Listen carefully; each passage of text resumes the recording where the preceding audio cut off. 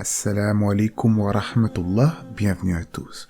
Le Coran, en plus d'être la dernière révélation pour l'humanité, a rectifié certaines erreurs dogmatiques qu'ont commises beaucoup de chrétiens.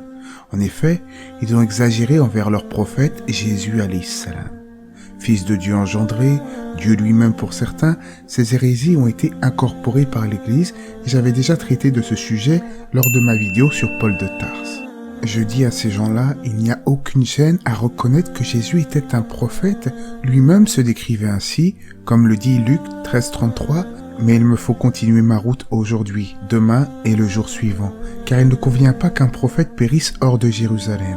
Jérusalem, Jérusalem, qui tue les prophètes et qui lapide ceux qui te sont envoyés. Combien de fois ai-je voulu rassembler tes enfants, comme une poule rassemble ses poussins sous ses ailes, et vous ne l'avez pas voulu. En islam, on aime Jésus plus que notre propre personne, c'est un éminent prophète, mais nous ne le divinisons pas, car les prophètes de tout temps sont venus en tant qu'adorateurs de Dieu et n'ont pas demandé leur propre culte, bien au contraire. Cette croyance selon laquelle Jésus serait Dieu pose donc plusieurs problèmes pour les chrétiens. D'une part, ils divinisent un homme et par conséquent rejettent le message coranique qui pourtant les concerne puisque c'est la révélation de Dieu.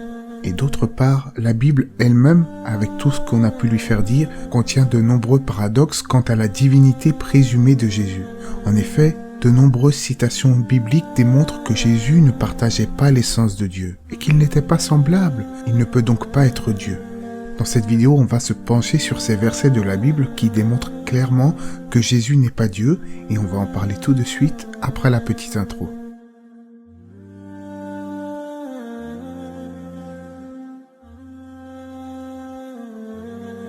Si Jésus partage l'essence de Dieu, alors comment expliquer que la Bible évoque constamment les caractéristiques humaines imparfaites de Jésus? Caractéristiques qui n'ont rien à voir avec une essence divine. En effet, la Bible nous dit, quand le 8e jour fut accompli, il fut circoncis et fut appelé Jésus. Donc Jésus étant Dieu, Dieu se serait fait circoncire selon la Bible. Également, Dieu serait à même de manger et de boire selon la Bible. Le Fils de l'homme est venu, mangeant et buvant, et l'on dit, c'est un homme qui fait bonne chère et un buveur de vin, un ami des pays âgés et des pécheurs. Tout cela me rappelle une anecdote que j'aimerais partager avec vous. Il y a plusieurs années de cela, j'avais débattu avec un chrétien et lui-même trouvait certaines choses paradoxales. Comment se fait-il que selon la Bible, Jésus sur la croix s'est écrié « Seigneur, Seigneur, pourquoi m'as-tu abandonné ?» Si Jésus était Dieu, pourquoi s'invoque-t-il lui-même? Et puis, si Jésus est Dieu, et que les Hébreux ont tué Jésus, Dieu a donc connu la mort à un moment précis de l'histoire de l'univers.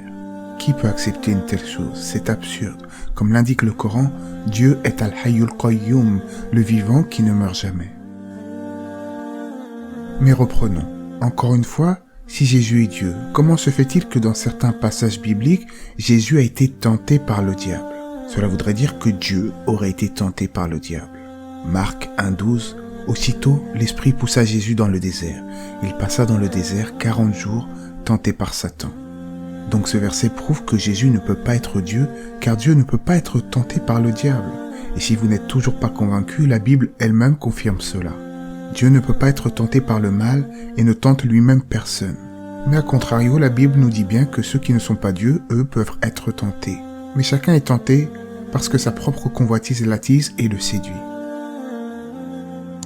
D'autres passages mettent en évidence le fait que Jésus ne peut pas être Dieu, car Jésus était un être humain, et naturellement il avait certaines imperfections d'essence non divine. Il a certes accompli de grands miracles, mais d'autres prophètes ont accompli de grands miracles. Pourtant, nous ne les divinisons pas.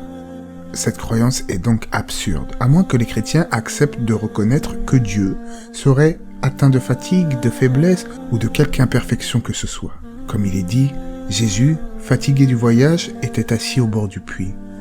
Matthieu 26:37, il commença à être saisi de tristesse et d'angoisse. Donc Dieu serait saisi d'angoisse et de tristesse selon les chrétiens.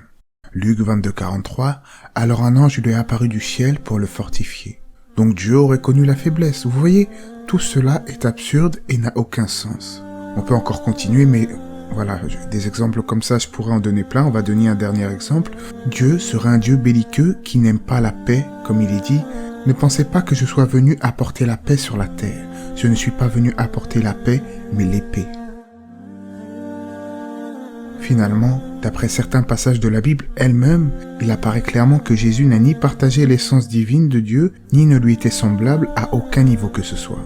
Si certains passages bibliques ont certes été remaniés par les églises, il paraît d'autant plus évident que le dogme chrétien a sombré dans des hérésies et ils ont exagéré envers leurs prophètes. Revenons plutôt au dogme d'Abraham, le dogme originel de tous les prophètes de manière générale. Un seul Dieu et des prophètes à suivre en exemple.